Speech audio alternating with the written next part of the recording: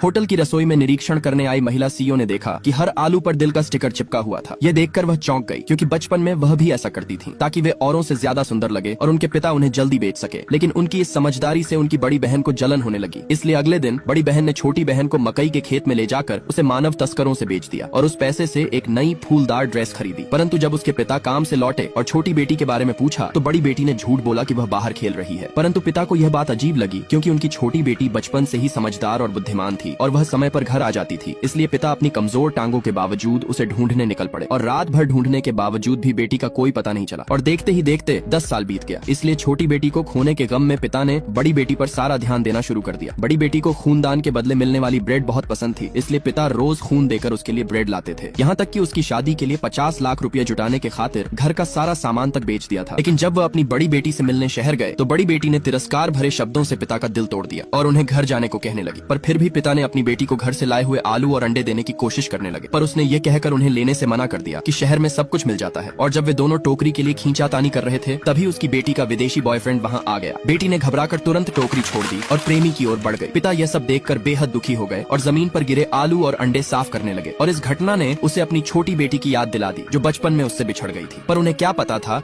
कि उनकी छोटी बेटी को एक अमीर परिवार ने गोद ले लिया था और वह बड़ी होकर एक अरबपति कंपनी की सीईओ बन गई। लेकिन उसने अपने असली माता पिता को कभी नहीं भुलाया। और एक दिन जब वह अपनी होटल का निरीक्षण कर रही थी तो उसने आलू देखे जिन पर गांव के विशेष स्टिकर लगे थे। इसलिए उसने तुरंत मैनेजर से पूछा कि ये आलू कहां से आए हैं। मैनेजर ने बताया कि ये एक बुजुर्ग व्यक्ति ने दिए थे जो अभी कुछ दूर ही गए होंगे। यह सुनकर वह तुरंत बाहर भागी, किंतु उसी समय बड़ी बेटी अपने बॉयफ्रेंड और उसके परिवार के साथ शादी की बातें कर रही थी। और पिता ने जब बेटी की आवाज सुनी तो वे उस कमरे में चले गए। परंतु बड़ी बेटी उन्हें देखकर घबरा गई और पिता ने पूछा, बेटी क्या ये वही विदेशी लड़का है जिसके बारे में तुमने बताया था? ये सुनकर बेटी और भी डर गई। इसलिए उसने पास रखी शराब की बोतल उठाई और पिता पर फेंक दी। इससे पहले कि पिता कुछ समझ पाते, लड़के की माँ ने ताना मारते हुए कहा, तुम्हारा देश वाकई कितना पिछड़ा हुआ है जहाँ एक भिखारी भी 5 स्टार होटल में घुस जाते हैं। इसलिए बेटी ने तुरंत होटल के मैनेजर को बुलाया और पिता को होटल से बाहर निकालने को कहा। यह सुनकर उसके प्रेमी ने गुस्से में पिता को धक्का देकर कहा, इसे यहाँ से तुरंत बाहर निकालो, क्योंकि इसने मेरी मंगेतर को डरा दिया है। अगर ऐसा दोबारा हुआ तो मैं होटल के खिलाफ कंप्लेन करूंगा। इसलिए पिता को मजबूरन वहाँ से बाहर जाना पड़ा और इस घटना ने पिता का दिल तोड़ दिया, क्योंकि जिस बेटी के लिए पिता ने अपना सब कुछ बेच दिया, आज वही बेटी अपने पिता को पहचानने से इनकार कर रही थी।